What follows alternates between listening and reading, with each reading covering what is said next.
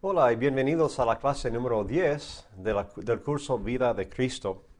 Ya hemos hablado del comienzo del ministerio de Cristo, ya miramos algunos de los pueblos donde Cristo trabajaba en el comienzo de ese ministerio, y ahora vamos a enfocarnos un poco más en el pueblo de Capernaum, donde Cristo llamaba su hogar en las primeras partes y el resto de su ministerio.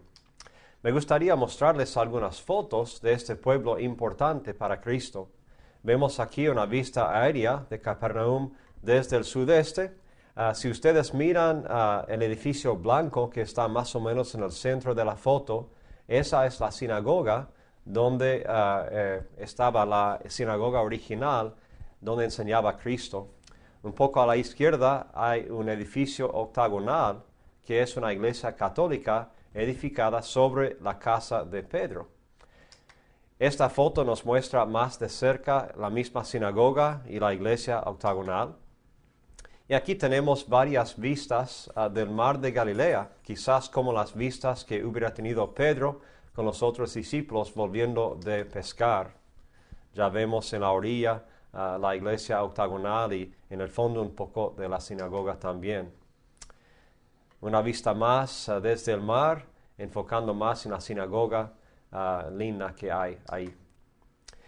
Bueno, ya estamos en la entrada de lo que hoy es Capernaum.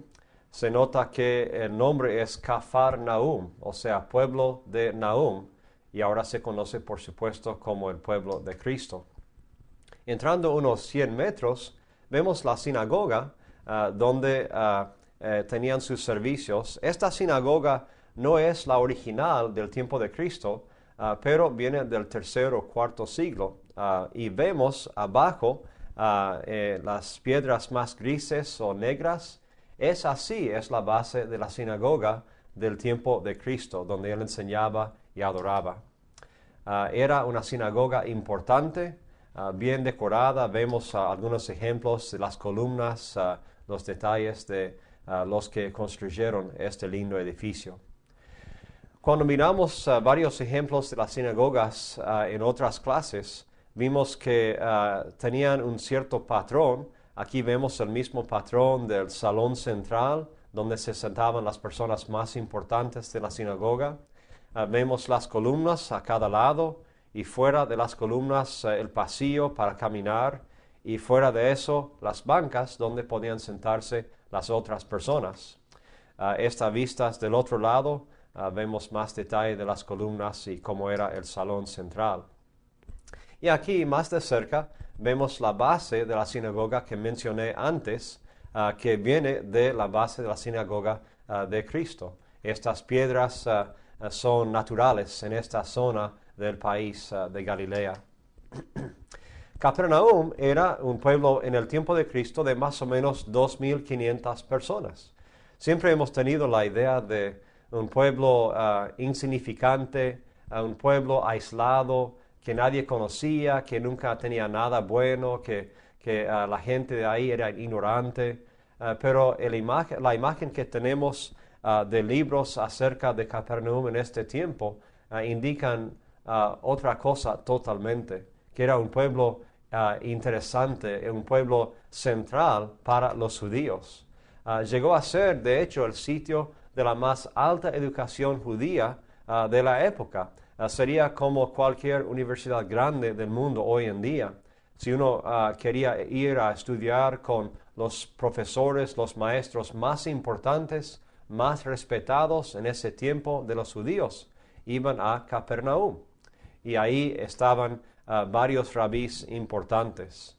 De hecho, el Mishnah, que es una colección del pensamiento judaico, tiene comentarios sobre la ley y la colección de enseñanza de los rabís importantes, tiene más enseñanza judaica de estos rabís de Capernaum que todo el resto del mundo combinado. O sea que los rabís, los profesores de Capernaum eran bien importantes, influenciaban mucho de la cultura judía en ese tiempo. De hecho, la escuela donde enseñaban estaba al lado de la sinagoga que miramos ahora. Era 4 veces más grande que cualquier otra escuela del mundo, hasta el año 1500 después de Cristo. Y han encontrado muchas sinagogas y muchas escuelas, pero esta era la más grande. Así que Jesús enseñó como un rabí respetado en la escuela rabínica más grande, más importante de todo el mundo judío. Y por supuesto, los rabís de Jerusalén tenían conexiones con esta escuela también. Aquí vemos la sala de la escuela, la anexa de la sinagoga que está al lado de la sinagoga que vimos antes. Era impresionante en muchos aspectos. Cuando Cristo enseñaba en los evangelios, si contamos sus milagros, si miramos la enseñanza que dio, que está escrito en los 4 evangelios, vemos que 70% de lo que está escrito de los hechos de Cristo y las palabras de Él fue hecho aquí en un área bien pequeña, en un triángulo entre los pueblos de Corazín, Betsaida y Capernaum. Estaban a poca distancia uno del otro, 3 millas entre estos pueblos. Y Cristo en Mateo 11 les juzga duramente porque ellos habían visto y habían escuchado sus mejores enseñanzas, habían visto sus milagros espectaculares y todavía no se habían arrepentido. Les dijo que ellos estarían en peor condición que otras ciudades horribles del pasado, Tiro, Sidón, Sodoma, Gomorra. Cuando llegaron todos al juicio final, Capernaum, Corazín y Betsaida estarían en peores condiciones. ¿Por qué? Porque habían visto al Hijo de Dios hacer milagros, le habían escuchado enseñar y no habían aceptado esa enseñanza, no habían cambiado sus vidas. Qué triste. Nosotros quizás podríamos tomar una aplicación de eso. Nosotros tenemos la historia del Antiguo Testamento, tenemos la historia de Cristo, vemos sus enseñanzas, sus milagros, vemos la historia de la iglesia primitiva, tenemos el resto de la Biblia que fue escrita después del tiempo de Cristo, tenemos 2000 años de testimonios de cristianos y enseñanzas y comentarios, más y más ejemplos de la obra de Dios. ¿Y qué hacemos nosotros? Le aceptamos, le creemos, nos arrepentimos cuando hace falta. A veces sí y a veces no. Pues, ¿qué nos dirá Cristo? ¿Dirá que estamos en peores condiciones que Capernaum y Corazín y Betsaida? Espero que no. Les vuelvo a mostrar el mapa, pues, de este lugar, esta área donde Cristo comenzó su ministerio. Vemos el mar de Galilea en el medio, y los 3 puntitos indican dónde estaban los 3 pueblos de Capernaum, Corazín y Betsaida. Y por supuesto el hogar de Cristo era Capernaum. Lo usaba como base y salía de aquí a los otros pueblos y las otras ciudades del área para enseñar y para cenar. Vamos a comenzar pues con unas historias del comienzo del ministerio de Cristo en estos lugares, con Mateo 4, 12 al 17. Dice, cuando Cristo oyó que Juan estaba preso, volvió a Galilea, y dejando a Nazaret vino y habitó en Capernaum, ciudad marítima, en la región de Zabulón y de Neftalí, para que se cumpliese lo dicho por el profeta Isaías cuando dijo, tierra de Zabulón y tierra de Neftalí, camino del mar al otro lado del Jordán, Galilea de los gentiles. El pueblo asentado en tinieblas vio gran luz, y los asentados en región de sombra de muerte, luz les resplandeció. Desde entonces comenzó Jesús a predicar y a decir, arrepentíos, porque el reino de los cielos se ha acercado. Bueno, ¿qué fue lo que dijo el profeta Isaías? Es un poquito diferente que esto, pero los elementos básicos son iguales. Si volvemos a ese pasaje, Isaías dice en capítulo 9, 1 y 2, mas no habrá siempre oscuridad para la que está ahora en angustia, tal como la aflicción que le vino en el tiempo que livianamente tocaron la primera vez a la tierra de Zabulón y a la tierra de Neftalí. Pues al fin llenará de gloria el camino del mar, de aquel lado del Jordán, en Galilea de los gentiles. El pueblo que andaba en tinieblas vio gran luz, los que moraban en tierra de sombra de muerte, luz resplandeció sobre ellos. Muy parecido, un poquito diferente. Y el contexto aquí de esta historia son los 600 años de ocupación pagana, de opresión, cuando sufrían muchos ahí. La Reina Valera dice, livianamente tocaron. Otra traducción para eso de tocaron es tener en poco o menospreciar. Esta región de Galilea fue menospreciada. La gente no tenía muy buena imagen, muy buen concepto de ellos, de esta zona. Vemos después en los evangelios que a veces se burlaban de los galileos, ¿sí?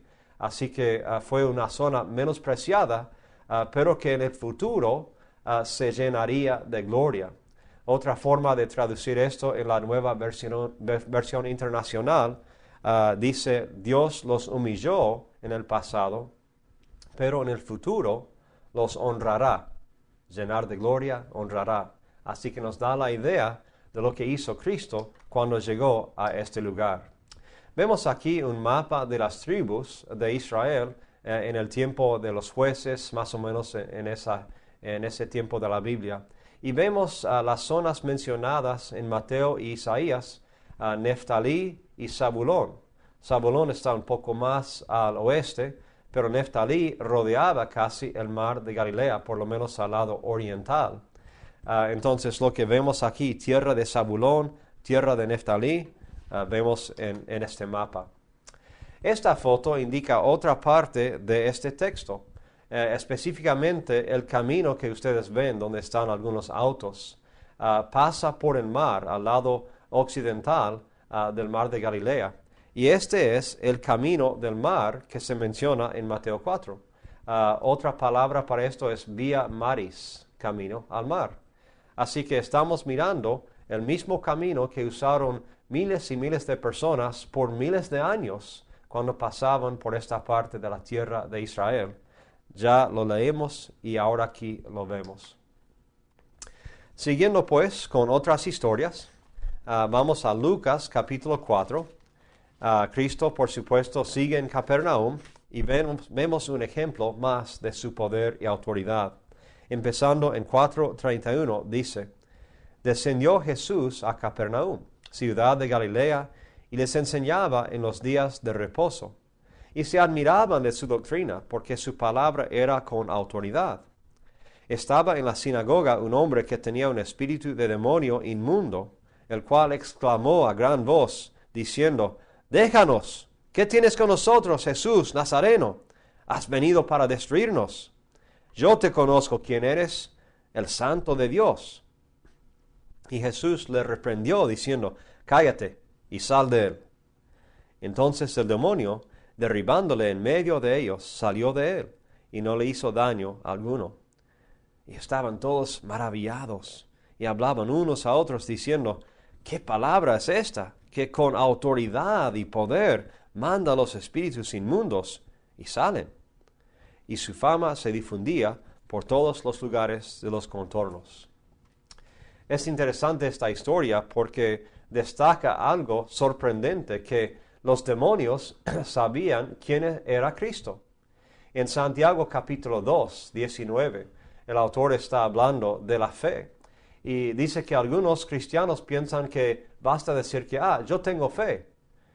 Pero él dice, bueno, no basta tener fe solamente, hay que tener obras. Hasta los demonios tienen fe y tiemblan en la presencia de Dios. Aquí vemos un caso justo de eso. Los demonios tenían plena convicción de quién era Cristo, que Él era el Hijo de Dios, y se daban cuenta de su misión también. En este momento vemos que los demonios tienen más fe y más certeza acerca de la identidad de Cristo que las otras personas de la historia. Entonces seguimos con la próxima historia en Lucas 4, en versículo 38. Dice, Jesús se levantó de la sinagoga y salió de la sinagoga y entró en casa de Simón. La suegra de Simón tenía una gran fiebre y le rogaron por ella.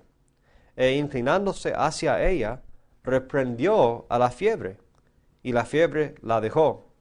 Y levantándose ella al instante, les servía. Y al ponerse el sol, todos los que tenían enfermos de diversas enfermedades los traían a él, y él, poniendo las manos sobre cada uno de ellos, los sanaba. También salían demonios de muchos, dando voces y diciendo, «Tú eres el Hijo de Dios». Pero él los reprendía, y no les dejaba hablar, porque sabían que él era el Cristo. Interesante ver las varias versiones de esta historia en Lucas y Mateo. En una versión dice que cuando sanó a la suegra, que la tocó. Y muchas veces Cristo hacía eso con sus sanidades. No le importaba la impureza de la persona, porque él iba a limpiar a esa persona de esa enfermedad. Pero aquí vemos una palabra interesante en Lucas. Dice que Cristo reprendió a la fiebre. Y nos causa un poco de confusión quizás. ¿Cómo es que uno reprende a una fiebre? Suena como si uno estuviera hablando a una persona. Y parece que hay una sugerencia aquí, quizás una creencia de la gente, que la causa de estas enfermedades eran espíritus malvados, espíritus inmundos o impuros. Y que por eso, cuando uno sanaba, tenía que reprender al espíritu para que salga el síntoma, como en este caso la fiebre. Sería raro para nosotros estar en cama, en casa o en el hospital, y el doctor entra y en vez de decir toma estas pastillas, empieza a reprender la fiebre o reprender los síntomas, ¿sí? Pero para ellos estaban más acostumbrados a esta idea de la conexión entre lo espiritual y la enfermedad.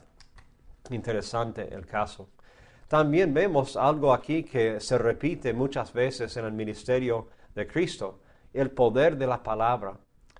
Impresionante lo que Cristo podía hacer hablando, ¿sí? Muchas veces sanaba con una palabra, hasta a una distancia sanaba. Vimos en una clase anterior la sanidad del hijo del oficial de Capernaum, este mismo pueblo. Cuando Cristo, estando lejos, dijo, tu hijo vivirá, y lo sana con una palabra. Eso lo veremos más también. Este hecho de poder sanar y hacer milagros con palabras nos conecta con Génesis 1, porque en Génesis 1 dice Dios, sea ya la luz, y con esa palabra hizo la creación y siguió hablando y siguieron apareciendo más y más partes de la creación. Dice que Cristo es Dios. Y veremos más ejemplos de eso en su ministerio. También notamos en Mateo, en esta versión de la historia, cuando habla de cómo sanaba a las personas, es una referencia, una conexión con Isaías 53, versículo 4. Porque ahí mismo dice que el siervo, el Mesías, iba a cargar sobre él las dolencias y las iniquidades y las enfermedades del pueblo. Y es lo que vemos que Cristo hace aquí. Ahora quiero mostrarles esta foto de la casa de Pedro. Está como escondida casi debajo de esta iglesia. De hecho, construyeron esta iglesia para proteger la casa de Pedro. Si nos acercamos un poco más, vemos la casa en forma casi octagonal también, con la puerta de entrada. Y si miramos esta foto y pensamos en esta historia, dice que los enfermos venían a la puerta de la casa de Pedro. Quizás aquí mismo, esta noche, Cristo sanaba a todas esas personas. Y dentro de la casa sanaba a la suegra de Pedro. Es interesante sentarse dentro de esta iglesia, mirar por este vidrio aquí hacia abajo y mirar en la parte interior de la casa de Pedro. Pensar que Cristo habrá pasado muchas noches aquí quizás, porque no tenía casa propia. Pensar que Cristo hubiera enseñado a los discípulos aquí, hubiera cenado aquí quizás cientos de veces. Cristo quizás estuvo en este lugar mismo. Fuera de la casa de Pedro, y entre más o menos la sinagoga y la casa de Pedro, miramos más al norte y vemos muchas casas que son del tiempo de Cristo, son del primer siglo.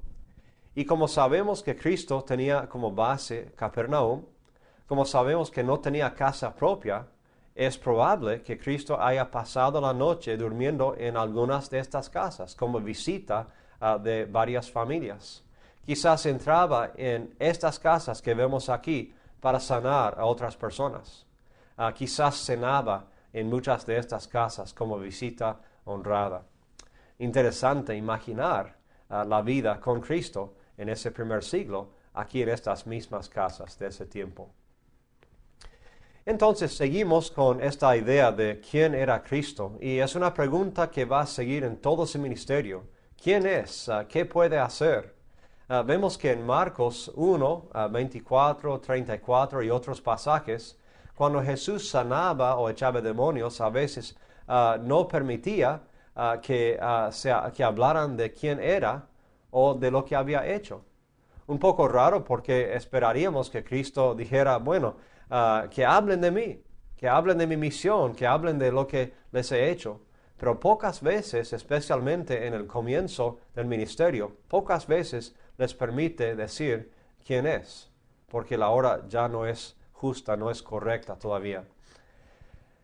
Y en las historias primeras que vemos, son los demonios que conocen quién es Cristo. Un poco gracioso y un poco triste a la vez. Los apóstoles muchas veces no captan quién es, no se dan cuenta, a pesar del tiempo juntos y la instrucción privada. Un motivo de tristeza para Cristo. De hecho, la última frase dicha por un discípulo en Marcos durante el juicio de Cristo es: no conozco a este hombre de quien habláis. Qué triste, ¿sí? Habiendo estado con él 3 años, no conocer de quién es Cristo ahí. Pero cambiaría eso y habría más confesiones acerca de Cristo después. Seguimos leyendo pues en Marcos.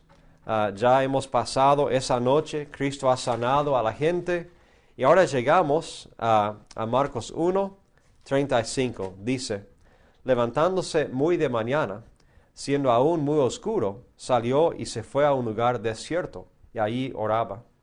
Y le buscó Simón y los que con él estaban, y hallándole le dijeron: todos te buscan. Él les dijo: vamos a los lugares vecinos, para que predique también allí, porque para esto he venido.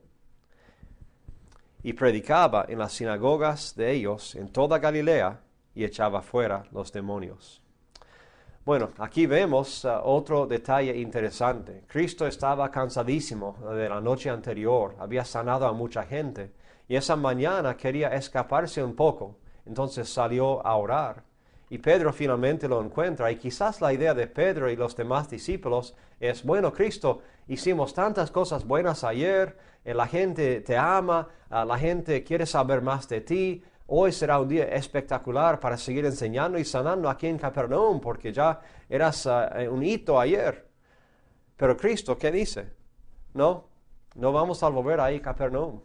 Quizás sería la cosa popular para hacer, pero no lo vamos a hacer. Vamos a otros lugares, porque esa es la voluntad de Dios para mí hoy. Cristo se guiaba siempre por la voluntad de Dios. Se centraba siempre en la oración y buscaba la voluntad de Dios antes de seguir con cada día. Es un buen ejemplo para nosotros, porque a veces nos dejamos llevar por lo que es popular, por los pedidos de la gente, por las exigencias de la gente, por la opinión que la gente tiene de nosotros o que tendría según lo que hacemos, y nos olvidamos a veces de la voluntad de Dios. Es bueno el ejemplo de Cristo en este texto. Se fija primero en Dios y después hace exactamente lo que Dios quiere. Bueno, quiero mostrarles algo de un ejemplo de una estructura chiástica. Mencionamos en clases anteriores que los autores de los evangelios utilizaban varias herramientas literarias para escribir sus evangelios, para destacar ciertos puntos. Y una de esas herramientas era el chiasmo. Voy a poner toda esta diapositiva a la vez para que vean las ideas paralelas que hay. Lo hemos hecho con colores para que vean las conexiones entre ideas paralelas. Empezando arriba con el color amarillo, dice que Jesús expulsa a un demonio de un hombre. Entonces en esa historia hay un contraste entre Jesús y los escribas. Bueno, ya llegando abajo, el otro color amarillo es la idea paralela. Jesús hace salir la lepra de un hombre y hay un contraste entre Jesús y los sacerdotes. Ven cómo esas ideas al principio y al final son parecidas. Después, la B en azul, la fama de Jesús sale de la sinagoga a toda Galilea.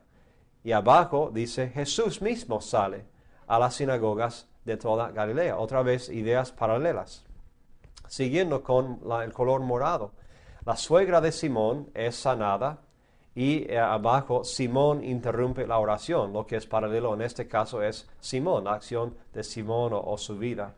Y en el medio de la estructura, si se acuerdan, generalmente se escribe como una X, casi apunta como la punta de una flecha hacia el centro de la historia. ¿Y cuál es el punto más importante que indica el autor aquí en esta historia o esta colección de historias? Es la identidad de Cristo. Porque a través de estas sanidades, a través de estos exorcismos, a través del trato que tiene Cristo con la gente y hasta con los demonios, se ve más y más quién es. Ese es el punto más importante de esta historia, y el punto se indica por esta estructura chiástica. Bueno, en Mateo 4, pues, seguimos leyendo del ministerio de Cristo, y realmente esta sección resume algo que Cristo hacía con frecuencia. Dice en 23, y recorrió Jesús toda Galilea, enseñando en las sinagogas de ellos, y predicando el evangelio del reino, y sanando toda enfermedad y toda dolencia en el pueblo. Y se difundió su fama por toda Siria, y le trajeron todos los que tenían dolencias, los afligidos por diversas enfermedades y tormentos, los endemoniados, lunáticos y paralíticos, y los sanó. Y le siguió mucha gente de Galilea, de Decápolis, de Jerusalén, de Judea y del otro lado del Jordán. Vemos que Cristo tenía la costumbre de ir a todas las sinagogas, empezando ahí, cosa que después Pablo iba a hacer también en sus viajes. Y dice en Lucas 4, sinagogas de Galilea, que es un poco diferente que la versión de Mateo. En inglés, si vemos esta frase en Lucas 4, dice sinagogas de Judea, un poco diferente. Y el griego dice las sinagogas de los judíos, quizás aclarando un poco que Cristo iba a todas las sinagogas, sea en Galilea o en Judea, para enseñar y hacer sus milagros. Quiero mostrarles una sinagoga en particular que es importante. Ya vimos este lugar de Gamla, que era el lugar de los celotes. Ahí abajo, casi en el medio de la foto, ven la sinagoga, las ruinas ahí. Esta es una foto un poco más detallada. Vemos lo que está alrededor, las bancas, las columnas, la sala central, como siempre, la entrada ahí abajo a la derecha. Un poco más de cerca, aquí vemos las piedras en el suelo, ahí en el medio de la foto, quizás el bemá, de donde leían y proclamaban las verdades de la Torá. Y atrás, en la entrada, vimos antes el gabinete donde guardaban su copia de la ley, la Torá. Es interesante porque cuando uno entra por la puerta de este lugar, hay un cartel que dice Sinagoga del primer siglo. Y es la sinagoga más vieja que han encontrado en la tierra de Israel. Y es una de las únicas, hasta recientemente, que encontraron del primer siglo. La sinagoga de Magdala quizás es del mismo tiempo, pero por ahora esta es la única que es del primer siglo. ¿Por qué es importante eso? Porque significa que si Cristo iba por todas las sinagogas, por toda Israel, que Él hubiera venido a esta sinagoga, este mismo lugar.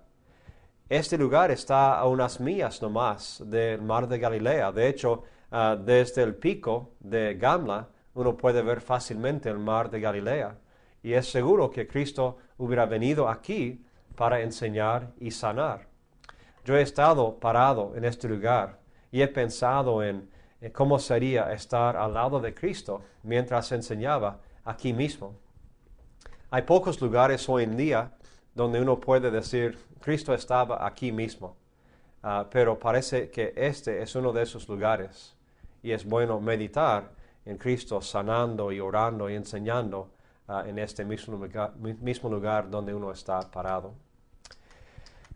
Bueno, quiero darles un poquito más de trasfondo de los maestros del día de Cristo. Había dos tipos básicos de maestros o profesores. El primer tipo era los maestros de la Torá, de la ley, los 5 libros de Moisés. La palabra maestro en hebreo es Rav, y si agregamos el sufijo i, que significa mi, tenemos Rabí, mi maestro. Y había estos dos tipos. Los maestros de la Torá dominaban o especializaban, digamos, en la Torá.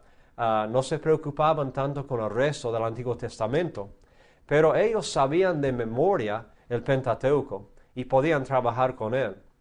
Vemos que hasta los niños trataban de memorizar el Pentateuco, pero estos hombres lo habían hecho y de forma espectacular. No solamente lo tenían memorizado, podían trabajar con los detalles. Por ejemplo, si uno les preguntaba ¿cuántos animales diferentes existen en la ley?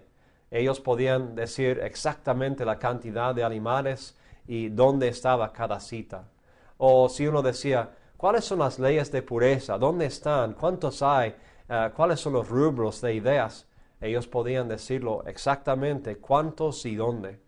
Y así podían trabajar. Impresionante. 5 libros enteros y podían enseñar. Y para enseñarlo contaban historias o conectaban ideas para que la gente entendiera los conceptos de la ley. Y ellos, para ayudarles a enseñar, podían pensar en parábolas o aplicaciones nuevas a esta ley para ayudar a la gente a entender. Pero había límites para ellos también. Ellos solamente podían enseñar lo que ya había aprobado la comunidad como algo correcto, doctrina correcta. No podían inventar nuevas cosas, nuevas doctrinas. Podían pensar en nuevas aplicaciones, pero no podían salir de esos límites de la doctrina ya aprobada. Y su patrón de enseñanza de estos hombres era decir primero, escrito está, y ahí citaba el texto que iban a discutir. Después iban con el significado, y esto significa, y daban parábolas, alegorías, aliteraciones, otras historias para aplicar y enseñar el texto bien. Y al final, para respaldarles, citaban a una autoridad como el rabí Akiva, o Hillel, o Shammai, otros rabís importantes del tiempo que apoyaban su enseñanza. Y así la gente sabía que estaban dentro de los parámetros dados ya para sus enseñanzas. Ahora, el otro tipo de rabí era un rabí con smija, con autoridad, la palabra hebrea para autoridad.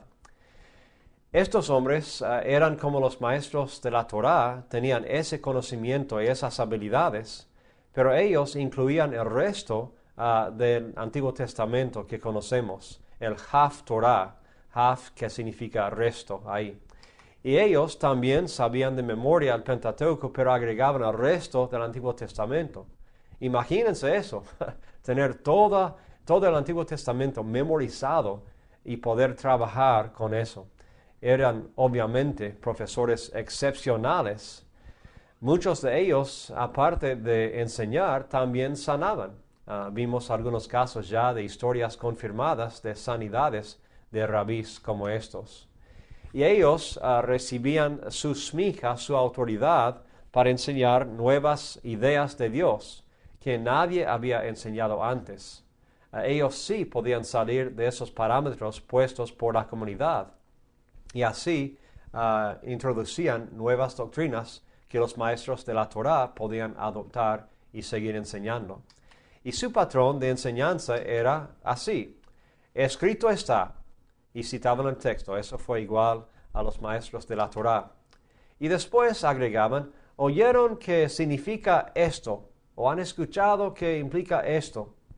Y después, pero yo les digo ¿qué significa esto? Y agregaban nuevas enseñanzas, nuevas doctrinas, con nuevos ejemplos o parábolas quizás. Ahora, esto nos suena, ¿no? Cristo enseñaba así en el Sermón del Monte. Muchas veces dijo, ustedes han escuchado que, pero yo les digo, y después agregaban más acerca de las ideas o los conceptos de la ley de Dios. Y la gente se asombraba con Cristo porque Él enseñaba así. Quizás al principio no se daban cuenta que Él tenía esta smija, esta autoridad, pero se daban cuenta por sus enseñanzas y por el patrón mismo de enseñanza que era rabí con smija. Bueno, ¿cómo obtenía uno esta autoridad, esta smija? Por supuesto, el requisito principal de saber de memoria el Antiguo Testamento, de ser excelente profesor, pero también el proceso era buscar a otros 2 rabís que ya tenían esa smija, esa autoridad, para imponerle las manos, ¿sí? Y frente a todos, públicamente, decir que éste tenía autoridad de Dios para traer enseñanzas nuevas, para agregar doctrinas nuevas en la ley. Y así, recibiendo la aprobación y la confirmación de estos otros 2 rabís, uno podía seguir con smija y formar parte de ese grupo especial de rabís. Hay un ejemplo de cuando Cristo tuvo una discusión fuerte con los fariseos en cuanto a este tema. Vemos en Mateo 21, versículos 23 al 27 esto. Dice, cuando vino al templo, los principales sacerdotes y los ancianos del pueblo se acercaron a él mientras enseñaba y le dijeron, ¿con qué autoridad haces estas cosas? ¿Y quién te dio esta autoridad? Respondiendo Jesús les dijo, yo también os haré una pregunta, y si me la contestáis, también yo os diré con qué autoridad, con qué smija, hago estas cosas. El bautismo de Juan, ¿de dónde era? ¿Del cielo o de los hombres? Ellos entonces discutían entre sí, diciendo, si decimos del cielo, nos dirá, ¿por qué pues no lo creísteis? Y si decimos de los hombres, tememos al pueblo, porque todos tienen a Juan por profeta. Y respondiendo a Jesús, dijeron, no sabemos. Y él también les dijo, tampoco yo os digo con qué autoridad hago estas cosas, con qué smija hago estas cosas. Ven que aquí es una pregunta clave. Ellos todavía no están seguros de dónde vino su smija, su autoridad. Él estaba enseñando cosas totalmente nuevas y estaba alborotando el pueblo en un sentido con esas nuevas enseñanzas. Y los fariseos y líderes, los maestros de la ley, querían saber, ¿de dónde sacas esa autoridad? No puedes hacer esto sin smija. ¿De dónde conseguiste eso? Y miramos que Cristo es único. Aquí parece indicar o implicar que parte de su smija viene de Juan, porque Juan era reconocido como alguien que hablaba con la autoridad de Dios. Entonces, cuando Juan ve a Jesús por primera vez en su bautismo, le llama el Cordero de Dios y le da su aprobación. Dice, este es el que viene de Dios, que era antes de mí y ahora viene después de mí. Ni soy digno de desatar sus sandalias. O sea que decía, Cristo es más importante aún. Le daba su autoridad, su smija. Y la otra persona que le dio la smija, nosotros pensamos quizás otro rabí, otro líder de ese día, pero no fue así. También en el bautismo de Cristo vemos la segunda persona. Cuando Cristo salió del agua, se abrieron los cielos y viene la voz del cielo que dice, este es mi Hijo amado, en quien tengo complacencia, escúchenle. Y otra vez también en la transfiguración vemos que Dios dice otra vez, escúchenle más que a Moisés, más que a Elías. Este es mi Hijo, escúchenle. Cristo tenía su smija, su autoridad, directamente del cielo. Ningún otro rabí podía decir eso, que vino de Juan el Bautista y directamente del cielo. Con razón, pues, podía dar nuevas doctrinas, porque él era autor de esta ley, autor de ese Antiguo Testamento que enseñaban los rabís. Interesante esa parte. Bueno, la otra pregunta que sigue es, ¿de dónde vino la smija original? Porque, como vemos, es una cadena. Los rabís que tienen smija dan su aprobación al próximo y así llega la autoridad por esa cadena de varios rabís por siglos. Y la mayoría de los estudiosos piensan que en Números 11, 24 y 25, cuando Moisés les impone las manos sobre los 70 ancianos y ellos participan ahí en las ceremonias de la ley y en el liderazgo del pueblo, que ahí nació la smija original. Y desde ese tiempo en adelante, la smija bajó por los ancianos, por los líderes, por los rabís del pueblo de Israel. Entonces, estos rabís con smija eran los que tenían los discípulos, los talmidim. ¿Sí? Un alumno quiere saber lo que sabe el maestro, es información, pero un discípulo, un talmid, iba a identificarse tanto con su rabí que quería ser exactamente como su maestro. Y estos rabís con smija eran los que adoptaban a esos discípulos, les enseñaban los detalles y los formaban, los moldeaban. Y es lo que vemos que Cristo hace con los discípulos. El desafío, pues, para nosotros es poder ser discípulos de Cristo.